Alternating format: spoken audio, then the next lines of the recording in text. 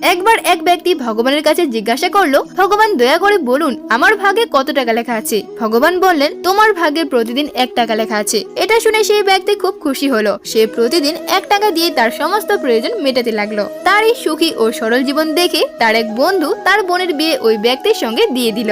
বিয়ের পর সে 1 টাকার জায়গায় 11 টাকা পেতে লাগলো। তখন সে আবার ভগবানের কাছে গিয়ে জিজ্ঞাসা করলো, ভগবান আমার ভাগে তো 1 টাকা লেখা ছিল, তাহলে 11 টাকা কিভাবে আসছে? ভগবান উত্তর দিলেন, 10 টাকা তোমার স্ত্রীর ভাগ্যের কারণে আসছে। কিছুদিন পর তার ঘরে একটি সন্তান জন্ম নিল। এরপর সে 31 টাকা পেতে লাগলো, অর্থাৎ তার সন্তানের ভাগ্যের কারণে আরো 20 টাকা বৃদ্ধি পেল।